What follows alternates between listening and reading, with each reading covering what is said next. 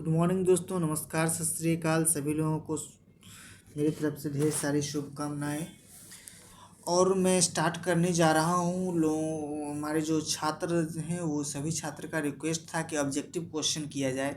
और उन लोगों का एग्ज़ाम बहुत निकट में होने वाला है। जो 18-20 सेशन है उनका एग्ज़ाम 11 और 12 तारीख को है, और भी कुछ अलग अलग डेट में है।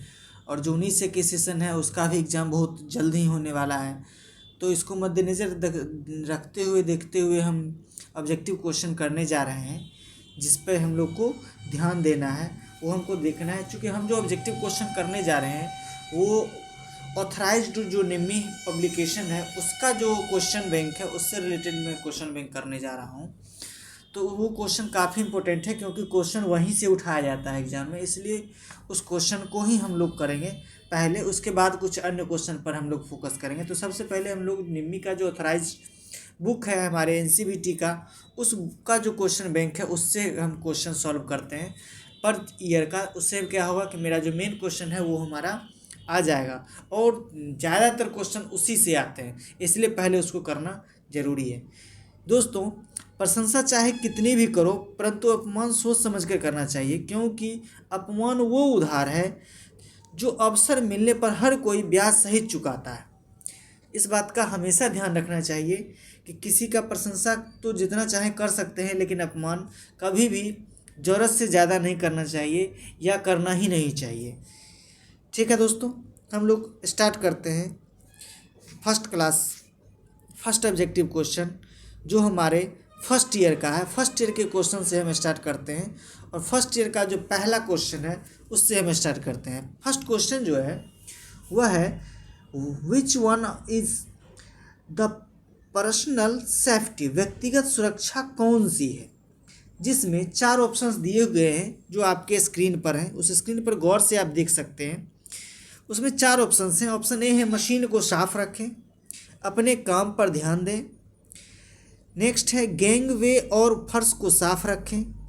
डी ऑप्शन है टूल्स को उनके उचित स्थान पर रखें।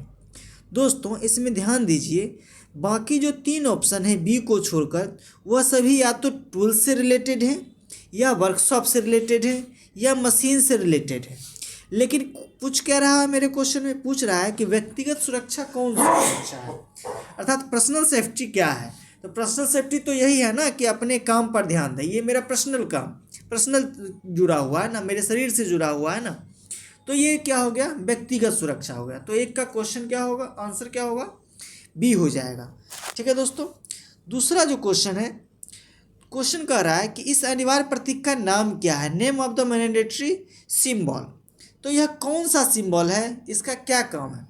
तो दोस्तों, जो त्रिभुज का, कभी भी कोई त्रिभुज का अगर साइन आता है तो उसे हम चेतावनी चिन्ह कहते हैं। ठीक है, तो यहाँ पर क्या कर रहा है, ये स्टॉप करने के लिए कह रहा है। आप अगर रेलवे फाटक क्रॉस करते हैं तो रेलवे फाटक पर देखते होइएगा कि त्रिभुज जैसा साइन बनाकर उसको क्रॉस करके दिया हुआ रहता है कि उसको पार ना करें। उसका रेलवे का बना के आकृति, और उसको क्रॉस रेड कलर से क्रॉस कर दिया जाता है कि उसको पार नहीं करना है। तो वो क्या है, एक चेतावनी चिन्ह है कि अगर आप इसको क्रॉस कीजिएगा तो क्या होगा कि एक्सीडेंट हो जाएगा। ठीक है, तो वो एक क्या है, चेतावनी चिन्ह है। यहाँ पर उसका काम क्या है, तो स्टॉप करना, रोकना। ठीक है, क्वेश्चन नंबर 3, ज्वलनशील लिक्विड ठोस को वर्गीकृत किया जाता है। तो इसमें फ्लेमेबल जो है, अर्थात जो लिक्विड है, उसके लिए वह किस श्रेणी में आएगा? तो हम जानते हैं class A, class B, class C और क्लास डी आग की श्रेणी होती है। क्लास ए जो है वह ठोस पदार्थ का आग होता है, अर्थात जैसे कि कोई लकड़ी में आग लग गया, कोई प्लाई में आग लग गया, कोई कागज़ में आग लग गया, जो भी ठोस पदार्थ है उसमें अगर आग लगता है तो उसे हम क्लास ए की श्रेणी में रखते हैं। उसे हम क्लास ए की श्रेणी में रखते हैं। जबकि क्लास बी के श्रेणी में ऑयल से जो आग लगता है उसे हम क्लास बी के श्रेणी में रखते हैं। ठीक है, क्लास सी के श्रेणी में क्या आता है? क्लास सी के श्रेणी में दोस्तों आता है गैस या लिक्विफाइड गैस। जो भी लिक्विड से गैस रिलेटेड गैस हो या सीधे गैस हो तो वह क्लास सी में आता है। और क्लास डी में दोस्तों आता है इलेक्ट्रिक आग, अर्थात इलेक्ट्रिक के द्वारा, बिजली के द्वारा जो आग लगता है उसे हम कहते हैं क्लास डी। ठीक है दोस्तों, यह आगे को 4 श्रेणी में बांटा गया था, class A, class B, class C और डी। तो जो मेरा क्वेश्चन पूछ रहा है फ्लेमेबल, तो अर्थात वह लिक्विड में होगा। लिक्विड किस में आता है? तो क्लास बी में आता है। ठीक है तो दोस्तों, अब हम लोग चलते हैं किस में? अब हम लोग चलते हैं नेक्स्ट क्वेश्चन है, तत्काल जीवन रक्षक प्रक्रिया क्या है? यह सेफ्टी चैप्टर से रिलेटेड क्वेश्चन है, और सेफ्टी चैप्टर से ही अभी चूँकि स्टार्टिंग का क्वेश्चन है तो वो सेफ्टी से ही ज़्यादा रहेगा, सीधी सी बात है। तो उसमें सेफ्टी से जो रिलेटेड क्वेश्चन है उसमें दिया है ये फर्स्ट एड रिलेटेड से है। अगर फर्स्ट एड टॉपिक आप पढ़े होइएगा तो उसमें देखे होइएगा किसी भी व्यक्ति को जो चोटिल है अर्थात मरीज है या एक्सीडेंट हुआ है, तो उस व्यक्ति को सबसे पहले जो राहत पहुंचाया जाता है अर्थात डॉक्टर के आने से पहले या हॉस्पिटल पहुंचाने से पहले जो उसे सहायता प्रदान किया जाता है उसे फर्स्ट एड कहते हैं। तो सबसे पहले तत्काल जीवन में क्या रक्षक के लिए उपयोग किया जाता है? तो फर्स्ट एड किया जाता है। ठीक है दोस्तों, तो इसका आंसर हो जाएगा फर्स्ट एड। ठीक है, क्वेश्चन नंबर 5, इस चेतावनी प्रतीक का नाम बताएं। अर्थात 5 नंबर क्वेश्चन है जो क्या है, इसमें कुछ चेतावनी चिन्ह दिया गया है। इस चिन्ह का नाम क्या है? हम शुरू में ही बताएं कि यह क्या है। त्रिभुज में कोई भी स्थान हो तो क्या होता है? वह चेतावनी चिन्ह है। और यहाँ पर आपको देखिए 5 नंबर क्वेश्चन में दिया भी है कि यह चेतावनी प्रतीक है। अब यह चेतावनी प्रतीक है तो इस क्या चीज़ का चेतावनी है, इस चीज़ के बारे में क्वेश्चन पूछ रहा है। तो अब देखिए गौर से, इसमें जो चिमनी है जिससे धुआं निकल रहा है अर्थात वहाँ पर उसको क्या रोकने के लिए कोई चीज़ है क्या? उसको रोकने के लिए कोई चीज़ नहीं है, अर्थात वह एक नहीं गार्डेड किया। गार्ड किया मतलब ऊपर से जिसको कवर किया गया है, इसको क्या है? अनगार्डेड है, इसको कवर नहीं किया गया है, तो इसको हम कहते हैं अनगार्डेड। ठीक है दोस्तों, नेक्स्ट चलते हैं। 6 नंबर क्वेश्चन है, लकड़ी की अग्नि कागज के कपड़े कारण से लगी आग किस क्लास के अंतर्गत आता है? दोस्तों अभी जस्ट मैंने क्लास 3 में इस क्वेश्चन का चर्चा किया था कि क्लास ए किस श्रेणी का है। अब यही क्वेश्चन दोस्तों अब कहाँ पे आ गया है? क्वेश्चन नंबर 6 में आ गया है। अब देखिए, लकड़ी की आग अर्थात कागज, ये सब क्या है? ठोस पदार्थ है। कपड़े क्या है? ठोस पदार्थ है। इसमें जो आग लगेगा वह किस में आएगा? तो क्लास ए में आएगा। और चीज़ मैं बता दूँ, एक और चीज़ दोस्तों, क्लास ए के आग को बुझाने के लिए हम सोडा एसिड एक्सटिंग्विशर का इस्तेमाल करते हैं। ठीक है दोस्तों, अब चलते हैं हम नेक्स्ट क्वेश्चन की तरफ। नेक्स्ट क्वेश्चन है, कार्बन टेट्राक्लोराइड और ब्रोमो क्लोराइड क्लोरोडिफ्लोरो जो है और मीथेन से भरा हुआ जो कौन सा अग्निशामक यंत्र है? अर्थात which fire extinguisher filled with carbon tetrachloride and bromochlorodifluoromethane, जो BCF इसको शॉर्ट में कहते हैं, यह जो है किस तरह का अग्निशामक यंत्र है? यह दोस्तों हेलोन एक्सटिंग्विशर है। हेलोन एक्सटिंग्विशर है। अब इसका इस्तेमाल हम कहाँ करते हैं? तो हम पढ़े थे CTC एक्सटिंग्विशर का इस्तेमाल हम कहाँ करते हैं? तो इलेक्ट्रिक फायर में करते हैं, अर्थात इलेक्ट्रिक आग को, बिजली से लगे आग को बुझाने के लिए हम इसका उपयोग करते हैं। CTC का फुल फॉर्म होता है कार्बन टेट्राक्लोराइड, जो आपको दिया गया है। ठीक है दोस्तों, तो इसका आंसर हो जाएगा B, halon extinguisher. Question number 8 दिया है, कौन सा यांत्रिक व्यावसायिक खतरों के अंतर्गत आता है? दोस्तों इसमें गौर से देखिएगा कि इसमें दे रहा है कि यांत्रिक अर्थात मशीन से रिलेटेड अर्थात मैकेनिकल से रिलेटेड।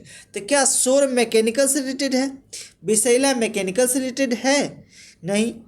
अनस्किल मैकेनिकल से रिलेटेड है? यह तो आदमी का या किसी कारीगर का गुणवत्ता होता है ना कि वह कुशल है या अकुशल है। तो मैकेनिकल से रिलेटेड क्या है? मशीन से रिलेटेड क्या है? Unguarded machinery. अर्थात अनगार्डेड मशीनरी जो है वह क्या है? एक मशीन को दर्शाता है जो मशीन क्या है? गार्डेड नहीं किया हुआ है। तो यहाँ पर आंतरिक व्यावसायिक खतरा को कौन दर्शा रहा है? किसके अंतर्गत आ रहा है? तो अनगार्डेड मशीनरी के अंतर्गत आता है। तो मेरा आंसर हो जाएगा डी। ठीक है दोस्तों, क्वेश्चन नंबर 9 कह रहा है, घायल व्यक्ति के रक्तस्राव को कैसे रोका जा सकता है? How to stop bleeding of injured person. ठीक है, तो इसके जो रक्त बह रहा है इसको हमको रोकना है। तो रोकने के लिए हम क्या करेंगे? ठीक है, तो इसके लिए अब हमको देखिए ऑप्शन दिया है, ए पट्टी बांधना, बी दिया है मरहम लगाना, ठीक है। अब सी ऑप्शन में चलते हैं। सी ऑप्शन में दिया है घाव पर टिंचर लगाएं, और डी ऑप्शन में दिया है घाव पर दबाव दें। तो यहाँ पर दोस्तों हो जाएगा घाव पर दबाव दें। क्यों? क्योंकि जो पहला ऑप्शन है वह पट्टी बांधना, सिर्फ पट्टी बांधने से ब्लड नहीं रुकता है, मरहम लगा देने से सिर्फ ब्लड नहीं रुकता है। तो क्या करता है, किया जाता है, तो उस पर दबाव देने से होता है, ठीक है। टिंचर क्या है, एक प्रकार का दवा है, ठीक है, इसका उपयोग नहीं किया जाता है घाव पर। तो क्या है, तो यहाँ पर हम देख रहे हैं कि घाव पर आपको अगर हाथ में कोई कट गया हो तो आप सबसे पहले क्या करते हैं, उसको उंगली से वहाँ पर दबाने का कोशिश करते हैं, वहाँ पर पहले उंगली रखते हैं, जिससे क्या होता है थोड़ा देर में वहाँ पर वह ब्लड जम जाता है, वह क्या होता है वहाँ से ब्लड आना बंद हो जाता है, ठीक है। तो क्या करते हैं, हम घाव पर दबाव देते हैं, ठीक है। क्वेश्चन नंबर 10, इस चिन्ह का नाम क्या है? जो भी जब हम दोस्तों जानते हैं कि जो भी त्रिभुज में होगा वह क्या है, चेतावनी चिन्ह है।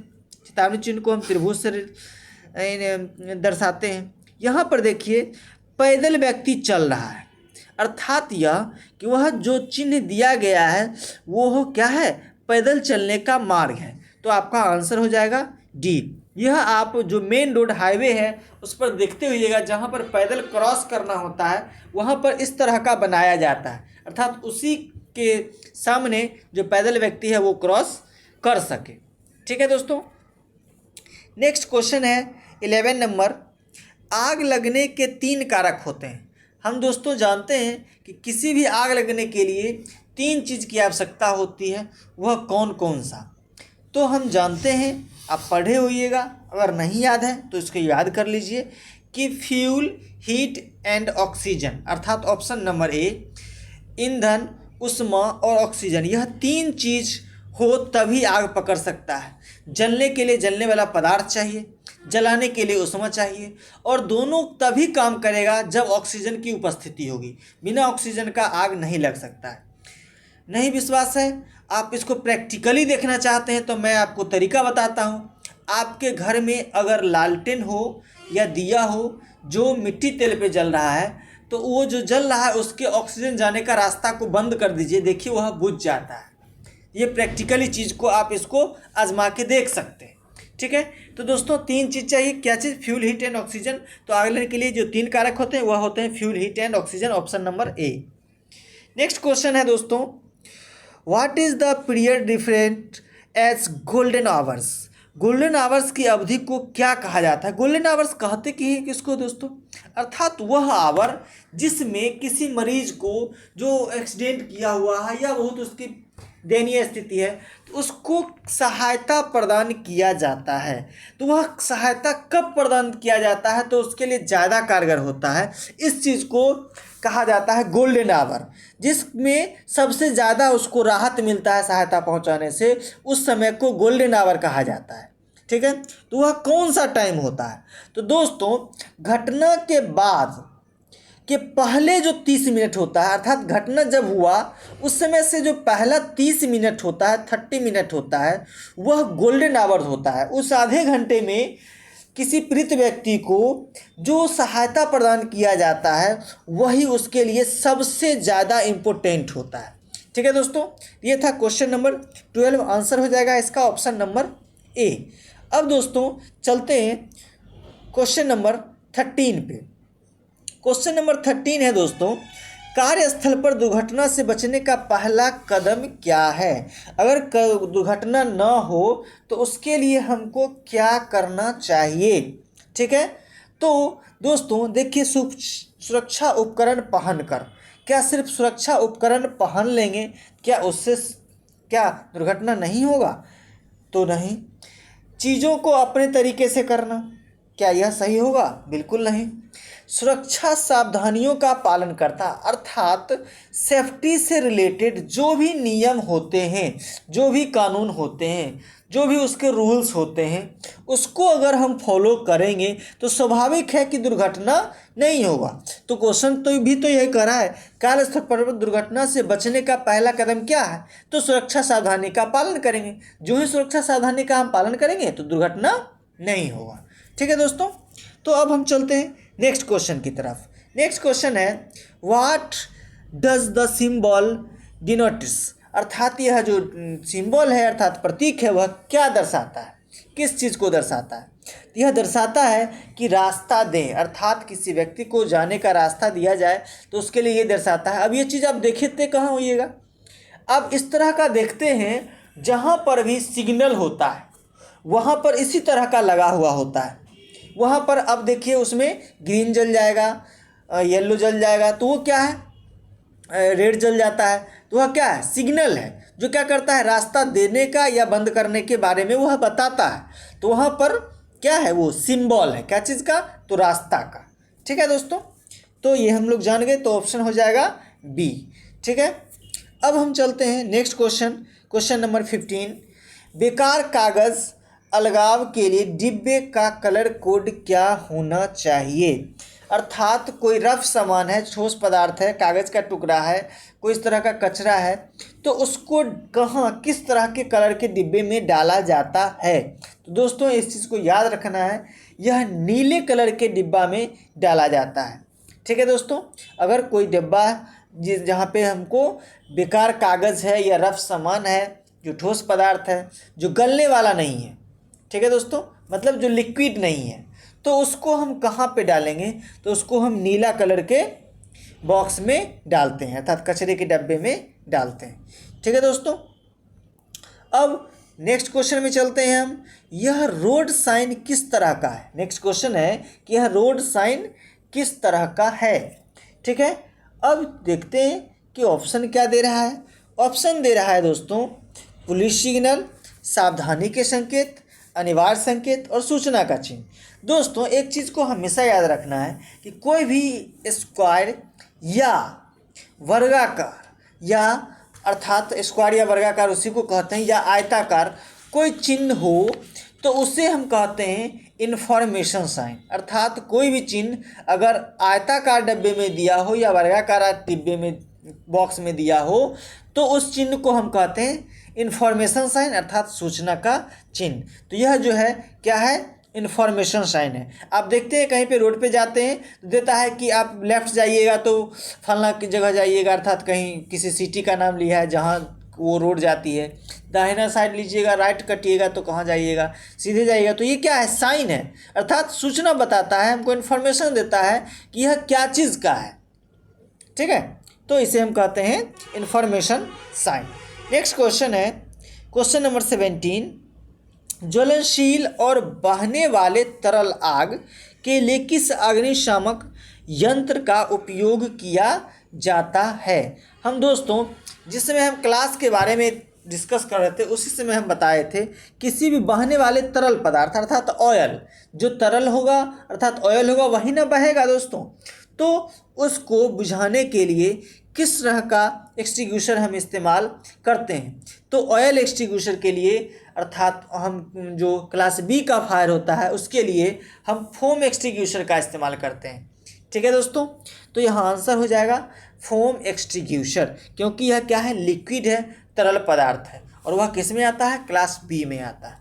ठीक है दोस्तों, अब फोम एक्सटिंग्विशर होता क्या है, ये क्या करता है, उसके ऊपर झाग बना लेता है, जिसके कारण क्या होता है, ऑक्सीजन से संपर्क टूट जाता है, जिससे वह आग बुझ जाता है। ठीक है दोस्तों, चलिए नेक्स्ट क्वेश्चन है क्वेश्चन नंबर 18।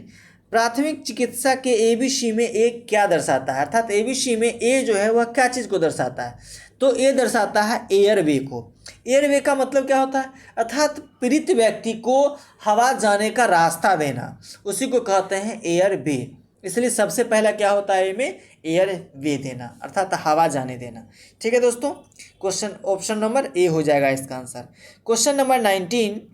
जैविक कंपाउंड में मटेरियल को तोड़ने की प्रक्रिया क्या है जिसे खाद के रूप में इस्तेमाल किया जा सकता है। तो हम जानते हैं कि जब खाद तैयार किया जाता है तो उसमें हम क्या करते हैं, केमिकल डालते हैं या केचुए डालते हैं, जो हम कंपोस्ट का खाद तैयार करते हैं, तो इसको हम कहते हैं कंपोस्टिंग। आपके गांव में कंपोस्ट द्वारा गोबर का खाद बनाया जाता होगा या जैविक खाद बनाया जाता है, उसको या तो केचुए के द्वारा तैयार किया जाता है या उस पर केमिकल डाल के तैयार किया जाता है। ठीक है, तो वह क्या है, कंपोस्ट करता है, अर्थात दानेदार उसको बना देता है, उसको तोड़ देता है। ठीक है, तो उसे हम कहते हैं कंपोस्टिंग कहते हैं। ठीक है दोस्तों। नेक्स्ट क्वेश्चन है कि प्लास्टिक कचरा बिन के लिए कलर कोड क्या है। प्लास्टिक का अगर कचरा हो तो उसके लिए हम किस डिब्बा का प्रयोग करें, उसके किस कलर के डिब्बे का प्रयोग करेंगे। ठीक है दोस्तों, तो यह इसके लिए होता है येलो कलर का, पीला कलर का जो डिब्बा होता है उसमें हम प्लास्टिक कचरों को डालते हैं। ठीक है दोस्तों। नेक्स्ट क्वेश्चन हम चलते हैं 21 में। 21 जो क्वेश्चन है उसमें है फाइल के एक्स रूप में चिन्हित भाग को नाम दें।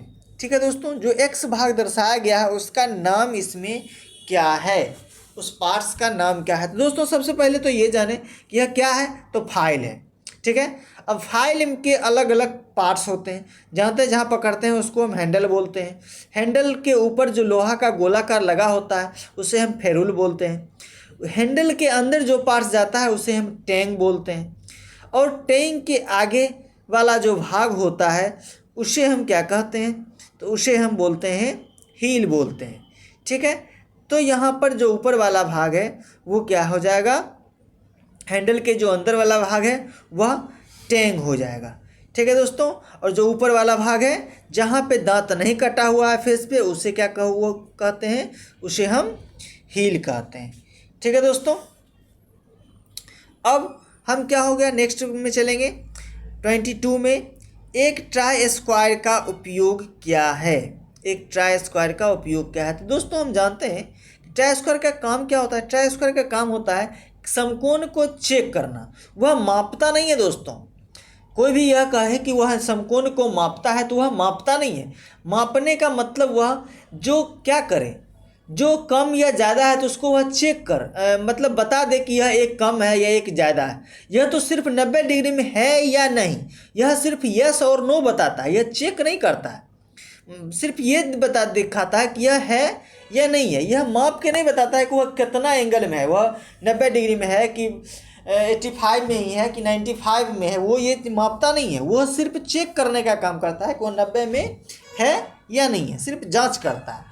तो यहाँ पर ट्राई स्क्वायर का काम क्या हो जाएगा दोस्तों, कि वह चेक करता है। ठीक है, अर्थात समकोण को जांच करता है। ठीक है दोस्तों। नेक्स्ट क्वेश्चन है कौन सा मार्किंग मीडिया जहरीला होता है। दोस्तों कॉपर सल्फेट जो होता है वह जहरीला होता है। क्योंकि उसमें क्या होता है कि पॉइजन की मात्रा मिली होती है। ठीक है दोस्तों, इसलिए कॉपर सल्फेट का इस्तेमाल हम ब्रश के द्वारा करते हैं। वैसे पर्सियन ब्लू का भी इस्तेमाल हम ब्रश के द्वारा ही करते हैं, लेकिन कॉपर सल्फेट पर एकदम पूर्ण रूप से हमें याद रखना चाहिए कि हमें खुले हाथ के द्वारा उसे टच नहीं करना चाहिए। ठीक है दोस्तों। नेक्स्ट है 24 नंबर क्वेश्चन।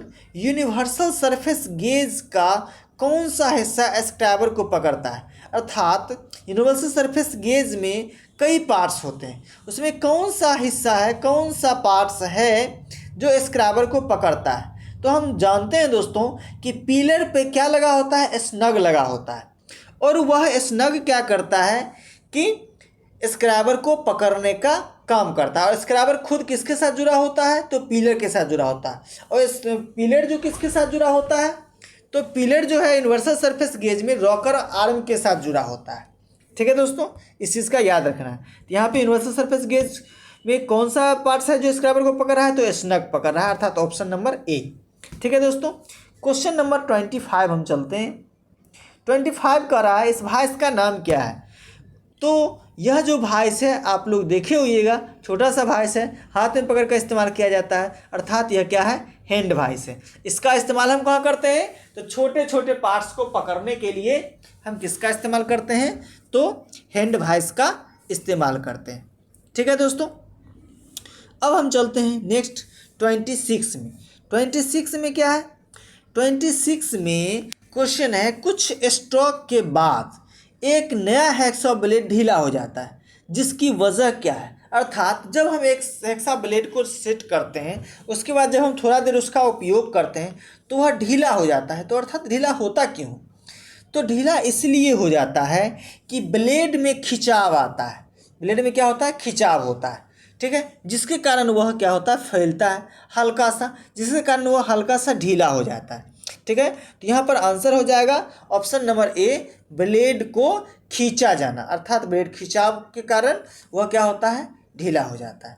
ठीक है दोस्तों, क्वेश्चन नंबर 27, पहले कट और पतले वर्क पीस को काटते समय दांतों बहुत आसानी से क्यों टूटते हैं, अर्थात दांत जो होता है वह क्यों आसानी से टूट जाता है जब पहला कट लगाते हैं या पतले वर्क पीस पर कटिंग करते हैं। तो इसलिए कि हाथ पल केवल कुछ दांतों पर काम करता है, अगर पूरा जो ताकत है वो कुछ दांत पर ही हम पूरा ताकत लगा दें तो स्वाभाविक है कि वह क्या हो जाएगा, आसानी से टूट जाता है। ठीक है, तो ये चीज़ हमको ध्यान में रखना है कि हम एक जगह पर ज़्यादा ताकत ना लगाएं, हाथ का बल ना लगाएं। तो ऑप्शन हो जाएगा डी, हाथ का बल केवल कुछ दांतों पर जो काम करता है वो नहीं होना चाहिए। ठीक है दोस्तों, नेक्स्ट क्वेश्चन है 28, कॉर्नर और जॉइंट पर मटेरियल को चौकोर करने के लिए किस छेनी का प्रयोग किया जाता है, अर्थात दो मेटल जब आपस में जॉइंट होते हैं और उनके बीच कॉर्नर बनता है। ठीक है, जो ही कॉर्नर बनता है तो क्या होगा, अब कॉर्नर जो ही बनेगा तब उसको हमको कॉर्नर में साफ़ करना पड़ेगा, उसमें जो एक्स्ट्रा मेटल है। तो उसके लिए दिमाग में रखना है हमेशा डायमंड पॉइंट छेनी। डायमंड पॉइंट छेनी का इस्तेमाल हम किसी भी कॉर्नर को साफ करने के लिए, शार्प करने के लिए इस्तेमाल करते हैं। अब और भी छेनी है, उसका इस्तेमाल हम कहाँ करते हैं, फ्लैट छेनी है तो एक परत के रूप में उसको काटना है तो फ्लैट छेनी का इस्तेमाल करते हैं। क्रॉस कट चीजेल है, क्रॉस कट चीजेल का उपयोग हम कहाँ पर करते हैं, तो क्रॉस कट चीजेल का इस्तेमाल हम करते हैं जब हमको कीवे बनाना होता है। क्रॉस कट चीजेल का दोस्तों दूसरा नाम क्या होता है, तो दूसरा नाम होता है कैप चीजेल। ठीक है, इसका इस्तेमाल हम कीवे अर्थात चाबी घाट बनाने में करते हैं। डायमंड पॉइंट छेनी का इस्तेमाल तो कॉर्नर साफ करने के लिए, जो यहाँ पर आंसर हो जाएगा। लेकिन जो डी ऑप्शन है हाफ राउंड नोट चीजेल, इसका इस्तेमाल हम करते हैं ऑयल ग्रुप बनाने के लिए। कहाँ, जहाँ पर क्या करना हो, ऑयल का सप्लाई करना हो तो वहाँ पर हम हाफ राउंड नोट चीजेल का इस्तेमाल करते हैं। ठीक है दोस्तों, नेक्स्ट चलते हैं हम 29 नंबर क्वेश्चन में। दिया है, फिगर दिया है हमारे पास, वह फिगर का नाम क्या है दोस्तों, वह है बॉल पेन हैमर। और उसमें एक्स चिन्हित किया है कि उसका नाम क्या है, उसका नाम क्या है। जो एक्स चिन्हित किया हुआ भाग है वह दोस्तों चिक है, वह क्या है, चिक है। ऊपर से जो गोलाकार भाग है उसे पिन बोलते हैं, जिसके कारण उसका नाम पड़ा बॉल पेन हैमर। क्यों, क्योंकि वह बॉल के आकार का गोलाकार है, इसलिए उसको हम बॉल पेन हैमर बोलते हैं। वह क्या है, तो पिन है। और बॉल पिन जो है अर्थात जो गोलाकार बॉल की तरह उसके जो अपोजिट साइड है उसको हम फेस बोलते हैं। ठीक है दोस्तों, जिसमें हैंडल फिट करते हैं उसको हम ऑयल होल बोलते हैं। ठीक है, ये चारों ऑप्शन हो गया, तो इसमें आंसर हो जाएगा सी, चिक। क्वेश्चन नंबर 30, काटने वाले छेनी पर प्रतीक जो गामा है दर्शा रहा है उसका कौन सा कोण को वह दर्शा रहा है, उसका नाम क्या है।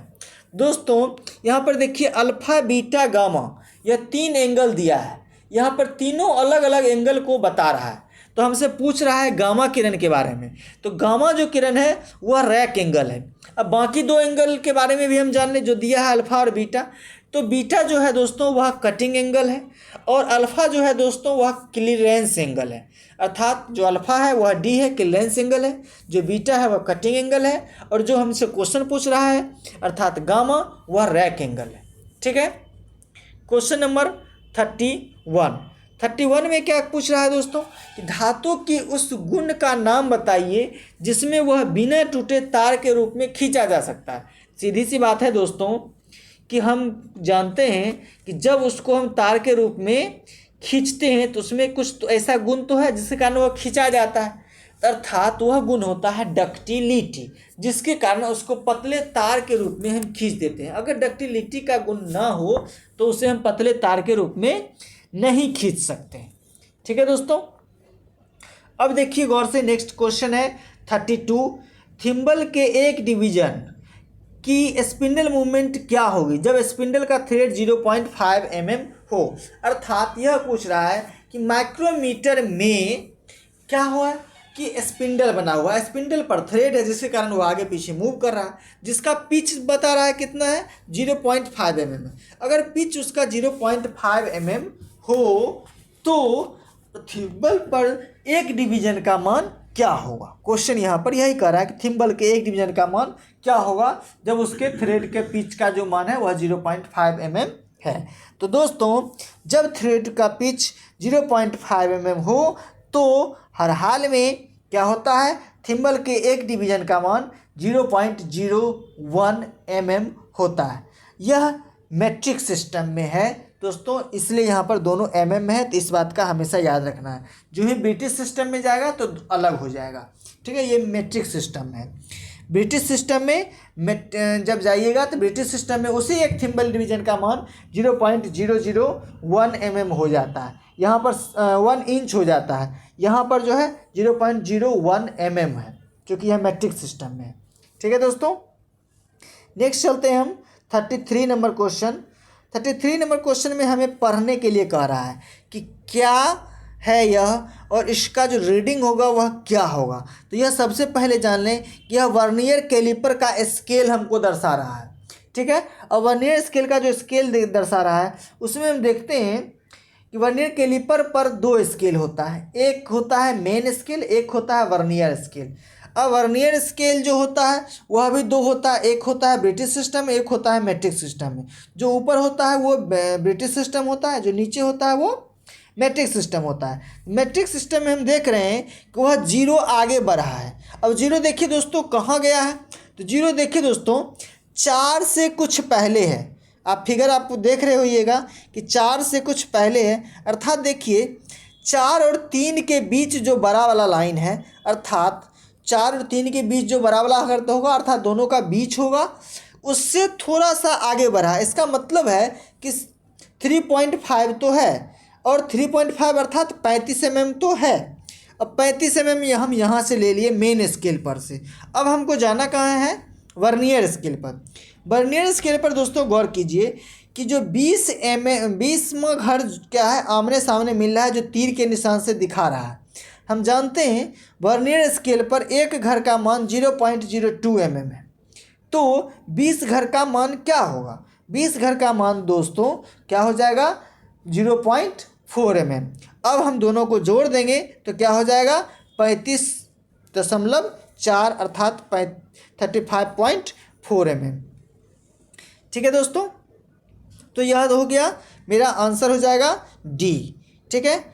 अब हम आगे चलते हैं, आगे दिया है एक चीज़ और वर्नियर, इससे रिलेटेड क्वेश्चन मैं बता देता हूं दोस्तों कि वर्नियर कैलिपर का जो रीडिंग एक्यूरेसी में अगर पूछता है कि वह कितना एक्यूरेसी में ले सकता है, अर्थात उसका लिस्ट काउंट पूछता है, तो हमेशा याद रखिएगा 0.02 mm, ठीक है दोस्तों। 0.02 mm इसका लिस्ट काउंट होता है, इस बात का हमेशा याद रखना है, ठीक है। नेक्स्ट हम चलते हैं, नेक्स्ट क्वेश्चन है इस वर्नियर बेवल प्रोटेक्टर की रीडिंग क्या है। तो सबसे पहले हम ये जान लें कि बेवल प्रोटेक्टर का रीडिंग क्या होता है। बेवल प्रोटेक्टर का रीडिंग होता है 1 डिग्री, और जो ही उसके आगे अगर वर्नियर लग जाता है उसके बाद उसका रीडिंग का एक्यूरेसी बढ़ जाता है, अर्थात वह जो है 5 मिनट की एक्यूरेसी में रीडिंग लेता है, अर्थात वह 5 मिनट की सूक्ष्मता में माप सकता है। अब उसका पूछ रहा है क्या रीडिंग, अर्थात वह कितना माप दर्शा रहा है, तो उस चीज़ पर हमको देखना है। सबसे पहले देखिए हम लोग चलते हैं, यहाँ पे 2 पार्ट्स होते हैं जिस पर दर्शाया गया होता है, अर्थात ग्रेजुएशन किया हुआ होता है। एक होता है डिस्क, एक होता है डायल। जो सबसे ऊपर बड़ा वाला जो बाहरी वाला जो आप देख रहे हैं स्केल, वह है डिस्क, जिस पर डिग्री में दर्शाया हुआ रहता है, ठीक है। अब वह हो गया डिस्क, उसके साथ जो छोटा वाला स्केल दर्शाया हुआ है उससे जो जुड़ा हुआ है उसको हम कहते हैं डायल। डायल पर दोस्तों क्या होता है कि 12 भाग बने होते हैं। वह जो 12 भाग होते हैं वह डिस्क पर 13 भाग के बराबर होते 23 भाग के बराबर होते हैं। वह 23 भाग क्या, अर्थात एक भाग का मान 1 डिग्री होता है डिस्क पे, इस बात को हम जानते हैं। और वह 23 डिग्री के बराबर कितना 12 घर होता है, ठीक है। अब इसको कैलकुलेशन करेंगे तो हमको आ जाएगा, लेकिन फिलहाल हम चलते हैं, इस पर हमको रीडिंग निकालना है। तो हमको 40 के बगल में देखिए डिस्क पे तीर का निशान दिया है, ठीक एक बाद है तो 40 और 1 कितना हो जाएगा 41 डिग्री। 41 डिग्री हम कहाँ पढ़ लिए, डिस्क पे पढ़ लिए। अब हमको कहाँ चलना है, तो डायल पे चलना है। डायल पे देखिए कैमा घर है जिस जहाँ पे तीर का निशान दिया है, तो वो दिया है 10वां घर दिया है। 10 जानते हैं दोस्तों कि 12 घर होता है जिसमें 10वां घर दिया है। 0 से बायां साइड वह अलग हो जाएगा, 0 से दाहिना साइड वो अलग हो जाएगा। जब हम क्लॉकवाइज पढ़ रहे हैं तो हम दाहिना साइड पढ़ते हैं, जब हम एंटी क्लॉकवाइज पढ़ रहे हैं तो लेफ्ट साइड पढ़ते हैं। इस चीज़ का हमेशा याद रखना है। चूँकि अभी हम क्लॉकवाइज पढ़ रहे हैं तो हम राइट साइड जाएंगे। तो यहाँ पर देखिए 10वां घर को इंगित किया है। अब 10वां घर चूँकि एक घर का मान 5 मिनट है, तो 10 घर का मान कितना हो जाएगा दोस्तों, 10 घर का मान हो जाएगा 50 मिनट। तो यहाँ पर दोस्तों मेरे पास रीडिंग क्या आ गया, 41 डिग्री और 50 मिनट। 41 डिग्री कहाँ से आया, डिस्क पर से, और मिनट कहाँ से आया, डायल पर से। तो हम जान गए। और एक साथ इसको याद रखना है क्या, तो इसका लिस्ट काउंट क्या है, तो इसका लिस्ट काउंट है 5 मिनट। ठीक है दोस्तों। एक चीज़ और जान लीजिए कि अगर पूछ दे कि वर्नियर बेवल प्रोट्रैक्टर से भी ज़्यादा एक्यूरेसी में अगर एंगल को मेज़र करना है तो किसका इस्तेमाल करेंगे, तो एंगल में अगर इस्तेमाल करना हो, एंगल को जांचना हो और 5 मिनट से भी ज़्यादा एक्यूरेसी में चेक करना हो तो हम साइन बार का इस्तेमाल करते हैं। अब साइन बार कितना एक्यूरेसी में देता है, तो वह 1 मिनट की एक्यूरेसी में क्या कर सकता है, माप सकता है, चेक कर सकता है। ठीक है दोस्तों। तो अब हम चलते हैं नेक्स्ट क्वेश्चन 35 में। 35 नंबर क्वेश्चन है दोस्तों, फीलर गेज का उपयोग किया जाता है। फीलर गेज का कई नाम होता है दोस्तों, उस चीज़ को भी पहले जान लें। फीलर गेज को हम गैप गेज भी बोलते हैं, फीलर गेज को हम थिकनेस गेज भी बोलते हैं। गैप गेज और थिकनेस गेज भी हम कहते हैं। अब गैप गेज नाम से ही स्पष्ट है, जब इसका नाम आप जान जाते हैं इसको गैप गेज भी कहते हैं। इसका मतलब है कि गैप को चेक करता है। तो गैप क्या होगा, 2 पार्ट्स के बीच जो गैप बनता है उस गैप को चेक करने के लिए हम किसका प्रयोग करते हैं, गैप गेज का इस्तेमाल करते हैं, अर्थात फीलर गेज का इस्तेमाल करते हैं। इसका दूसरा नाम थिकनेस गेज भी है, क्योंकि हम मोटाई में चेक करता है कि कितना मोटाई में वह गैप है। ठीक है दोस्तों। तो इस चीज़ का हमको याद रखना है। तो यहाँ पर आंसर मेरा क्या हो जाएगा, डी, 2 मिलने वाले भागों के बीच के गैप को चेक करना, 2 पार्ट्स के बीच के गैप को चेक करना। ठीक है दोस्तों। नेक्स्ट 36 नंबर क्वेश्चन है। इसमें हमको दिया है फिर डायल कैलिपर, वह जो फिगर दिया है वह है डायल कैलिपर का। अब इसमें पूछ रहा है कि रीडिंग बताना है, अर्थात रीडिंग पढ़ के बताना है कि कितना रीडिंग है। दोस्तों सबसे पहले हम कहाँ चलेंगे, तो मेन स्केल पर चलेंगे। कहाँ पे चलेंगे दोस्तों, मेन स्केल पे चलेंगे। अब मेन स्केल पर जो ही हम चलते हैं तो मेन स्केल पर हम देख रहे हैं कि 2 के बाद आधा वाला जो भाग होता है अर्थात वह क्रॉस कर चुका है। ध्यान से देखिएगा, देखिए 0 0 के बाद 1 और 0 हर 1 और 2 के बीच में हाफ है, बीच में निशान हाफ का बना हुआ है। जब हम 2 से क्रॉस करते हैं तो 2 और 3 के बीच जो हाफ है वह क्रॉस कर चुका है। जो ही क्रॉस किया है अर्थात कितना आ गया, 1 बराबर अर्थात 10 mm, 1 सेंटीमीटर बराबर 10 mm, तो 2 सेंटीमीटर बराबर 20 mm, और 2 और 3 के बीच हाफ ओवर क्रॉस किया तो कितना 25 mm, अर्थात 25 mm क्रॉस हो गया। 25 mm हम पढ़ लिए कहाँ पे, मेन स्केल पे।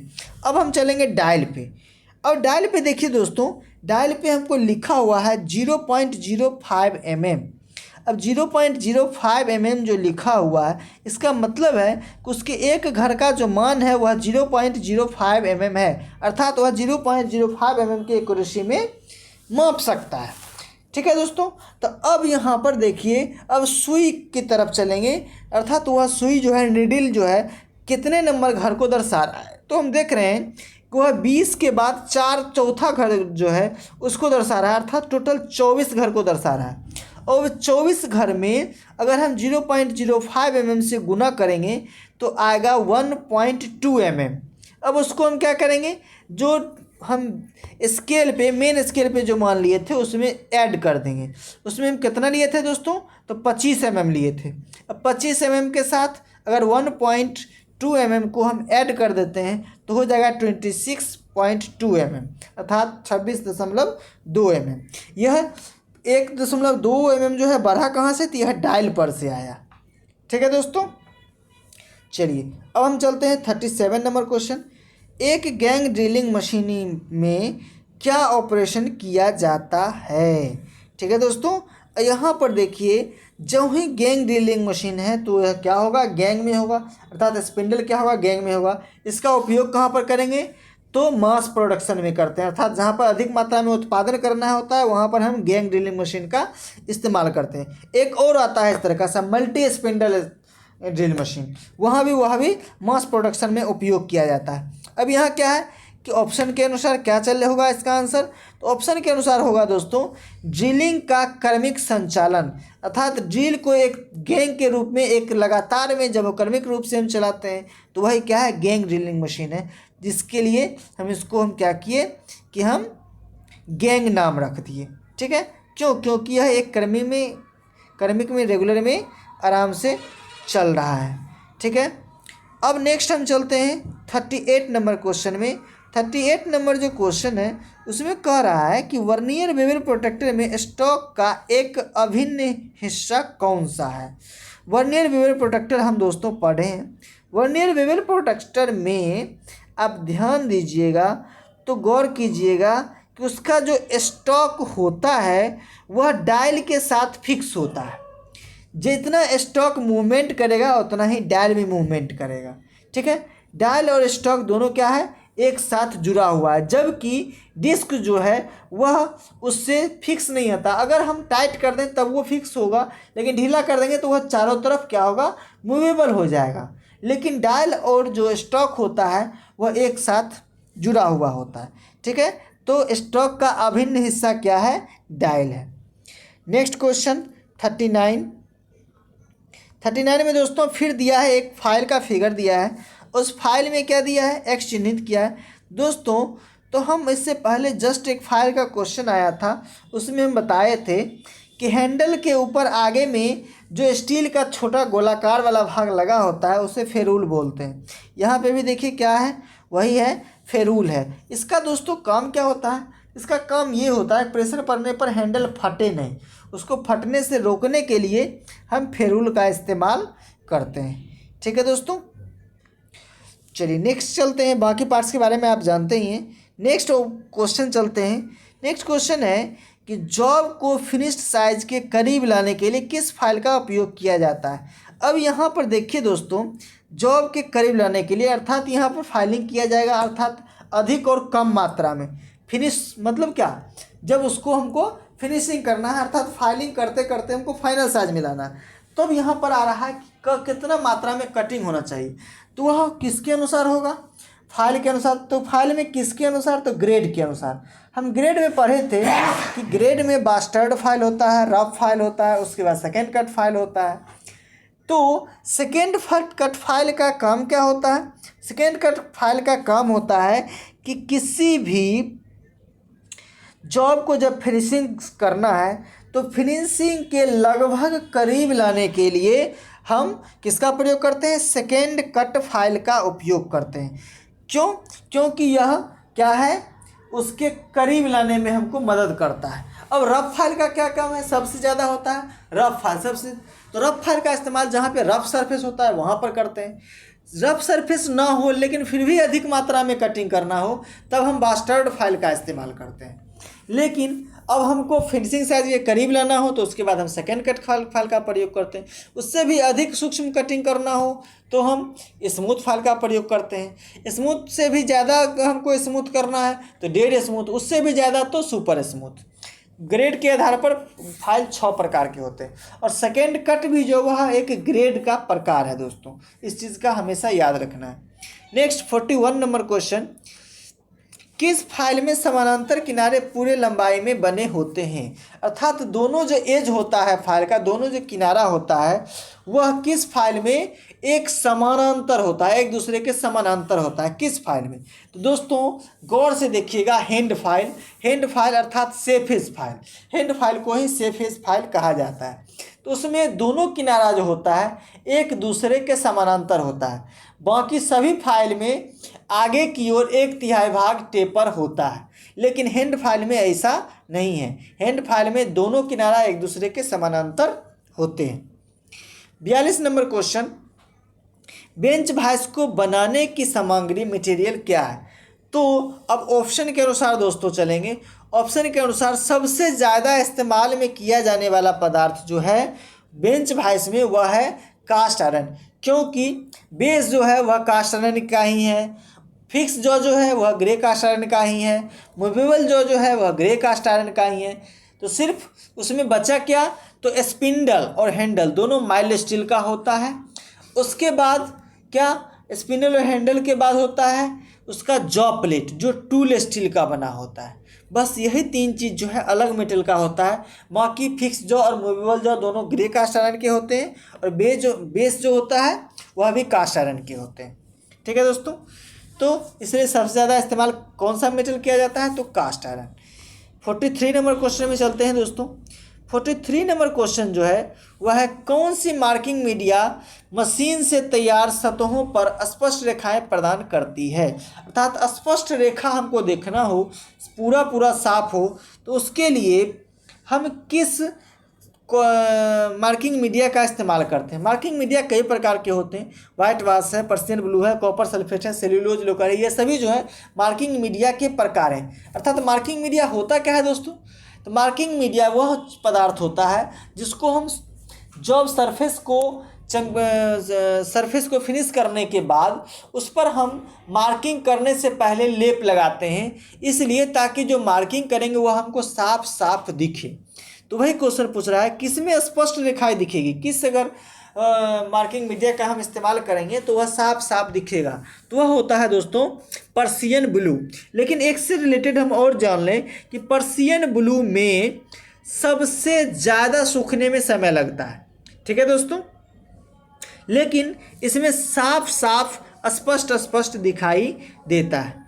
ठीक है दोस्तों, तो इसका आंसर हो जाएगा बी। नेक्स्ट चलते हैं 44 नंबर क्वेश्चन कि स्लॉटेड एंगल प्लेट में दिए गए स्लॉट का उपयोग क्या होता है, उद्देश्य क्या होता है। ठीक है, तो उस एंगल प्लेट जिसमें स्लॉट कटे होते हैं उसका इस्तेमाल हम कहाँ करते हैं, क्यों करते हैं। उसका इस्तेमाल हम करते हैं जॉब को क्लैंप करने के लिए, अर्थात बोल्ट को स्थान देने के लिए। जब जॉब को हमको क्लैंप करना होता है तो उसके लिए उसी स्लॉटेड का हम इस्तेमाल करते हैं, बोल्ट को डालकर उसको हम कसने का काम करते हैं, इसलिए एंगल प्लेट में स्लॉट कटा होता है। ठीक है दोस्तों, चलिए नेक्स्ट क्वेश्चन है 45 नंबर। 45 में है राउंड बार के केंद्र को चिन्हित करने के लिए किस कैलिपर का प्रयोग करते हैं। अर्थात कोई राउंड रॉड है, उस रॉड के किनारे का सेंटर निकालना है। ठीक है, अब वह सेंटर निकालेंगे कैसे, तो यहाँ पर ऑप्शन के अनुसार मेरा जो है वह जेनी कैलिपर होगा, लेकिन और भी कई माध्यम हैं जिसके द्वारा हम उस सेंटर को प्राप्त करते हैं। तो किस किस के द्वारा करते हैं दोस्तों, यही क्वेश्चन में अगर ये ऑप्शन ना दे कुछ और दे दे तो दोस्तों याद रखिएगा सेंटर हेड कॉम्बिनेशन सेट में एक सेंटर हेड होता है, उसका इस्तेमाल भी हम राउंड रॉड का सेंटर निकालने के लिए, किनारे का सेंटर निकालने के लिए करते हैं। इसके बाद और क्या चीज़ का करते हैं दोस्तों, तो और यूनिवर्सल सरफेस गेज का भी इस्तेमाल या वर्नियर हाइट गेज का भी इस्तेमाल हम क्या चीज़ के लिए करते हैं, उसका सेंटर निकालने के लिए करते हैं। ठीक है, और यहाँ पर ऑप्शन के अनुसार जेनी कैलिपर का भी इस्तेमाल हम सेंटर निकालने के लिए करते हैं। ठीक है दोस्तों, 46 नंबर क्वेश्चन है कि यहाँ पर एक फिगर दिया है, इस फिगर का नाम क्या है दोस्तों, इस फिगर का नाम है डिवाइडर। याद रखिएगा इस फिगर को हम क्या बोलते हैं, डिवाइडर कहते हैं। अब इसमें एक्स रूप चिन्हित किया है, इसको कहते क्या है दोस्तों, इसको जो दिया गया है इसमें ध्यान से देखिए दोनों, जो एक्स के रूप में चिन्हित पॉइंट है उसको हम कहते हैं क्या, फलक्रम। वही से उसको रिवेट कहा जाता है, लेकिन चूंकि उसके द्वारा दोनों जोड़ा जाता है तो इसको हम इस भाषा में हम क्या कहते हैं, फलक्रम बोलते हैं। वह जनरली वैसे रिवेट के तरह होता है, जो दोनों तरफ से क्या होता है, हेड बना होता है, जो दोनों जो लेग होता है उसको पकड़ने का काम करता है। ठीक है दोस्तों, अब हम आगे चलते हैं। यहाँ पर देखिए ऑप्शन नंबर 46 का ये आपको आ जाएगा 46 का D number option. D number option में फलक्रम दिया है जो इसका आंसर हो जाएगा। ठीक है, 47 नंबर क्वेश्चन में है कि name the angular measuring instrument, अर्थात एंगल जो मेजरिंग इंस्ट्रूमेंट है इसका नाम क्या है। तो इस नाम जो है इसका, अर्थात इस यंत्र का जो नाम है वह यूनिवर्सल बेवल गेज। अब यूनिवर्सल बेवल गेज जो होता है, इसमें जो स्टॉक होते हैं, एक मेन स्टॉक होते हैं, एक ब्लेड होते हैं, एक होता है उप ब्लेड। ठीक है दोस्तों, सबसे नीचे वाला स्टॉक हो गया, उसके साथ जो खड़ा है वह जो हो गया वह क्या है, ब्लेड है, और उस ब्लेड के साथ फिर एक ब्लेड लगा हुआ है जिसको उप ब्लेड बोलते हैं, सब ब्लेड बोलते हैं। ठीक है दोस्तों, इसका इस्तेमाल हम करते हैं हम दोस्तों, तो किसी कोण को चेक करने के लिए या उस कोण के माप को ट्रांसफ़र करने के लिए हम किसका इस्तेमाल करते हैं, तो यूनिवर्सल बेवल गेज का इस्तेमाल करते हैं। ठीक है दोस्तों, इसके बाद हम चलते हैं नेक्स्ट 48 नंबर क्वेश्चन। कह रहा है कि 10 डिग्री से ऊपर के संकीर्ण खांचे और कोण को भरने के लिए किसका इस्तेमाल करेंगे, किस फाइल का इस्तेमाल करना है जो 10 डिग्री से ऊपर के डिग्री को फाइलिंग कर सके। तो दोस्तों इसका हमेशा याद रखिएगा कि 60 डिग्री से ऊपर हो तो ट्रेंगुलर फाइल का इस्तेमाल हम करेंगे, लेकिन 60 डिग्री से अगर कम हो तब हम किसका इस्तेमाल करेंगे, तो नाइफ एज फाइल का इस्तेमाल करेंगे। तो 10 डिग्री से ऊपर है अर्थात क्या है, 60 डिग्री से नीचे है, 60 डिग्री से नीचे है तो नाइफ एज फाइल हो जाएगा। अगर वही हमको 60 डिग्री से ऊपर रहता तब हम ट्रेंगुलर फाइल का इस्तेमाल करते। ठीक है, स्क्वायर फाइल का जहाँ पे स्क्वायर या आयताकार स्लॉट बनाना है वहाँ पे करते हैं, और हाफ राउंड फाइल का इस्तेमाल हम वहाँ पर करते हैं जहाँ पर हमको कोई अर्धगोलाकार शेप तैयार करना होता है। ठीक है दोस्तों, नेक्स्ट क्वेश्चन है 49 नंबर। उस दोष का नाम बताइए जब धातु के चिप्स फाइल के दांतों के बीच घुस जाते हैं। अर्थात जब हम फाइलिंग करते हैं तो छोटे छोटे कण जो होते हैं वह क्या होता है, फाइल के दांत में फंस जाते हैं। इसको क्या कहा जाता है, ठीक है, तो इसे दोस्तों पिनिंग ऑफ फाइल कहते हैं। ठीक है, ऑप्शन नंबर बी, जब किसी फाइल में फाइलिंग करते वक्त छोटे छोटे कण फंस जाते हैं तो उसे पिनिंग ऑफ फाइल कहा जाता है। ठीक है दोस्तों, next 50 number question. Oil groups को काटने के लिए किस छेनी का प्रयोग किया था। दोस्तों जब चीज़र का बात आया था तो शुरू में भी हम इस चीज़ को बताए थे, ऑप्शन था उसमें डिस्कस किए थे कि किसी भी ऑयल ग्रुप को काटना हो, अर्थात ऑयल के सप्लाई के लिए अगर हमको कोई ग्रुप काटना हो तो उसके लिए हम किसका इस्तेमाल करते हैं, हाफ राउंड चीजेल का। अब ऑप्शन में देखते हैं, ए दिया है फ्लैट चीजेल, बी दिया है वेब चीजेल, सी दिया है हाफ राउंड नोज चीजेल, और डी दिया है डायमंड पॉइंट चीजेल। तो यहाँ पर आंसर हो जाएगा दोस्तों हाफ राउंड नोज चीजेल। ठीक है दोस्तों, अर्थात ऑयल ग्रुप काटने के लिए हम हाफ राउंड नोज चीजेल का इस्तेमाल करते हैं। दोस्तों आज हम 50 क्वेश्चन अर्थात 50 क्वेश्चन ही रखते हैं, क्योंकि वीडियो काफ़ी लंबा हो जाएगा तो फिर प्रॉब्लम हो जाएगा, तो अच्छा नहीं रहेगा।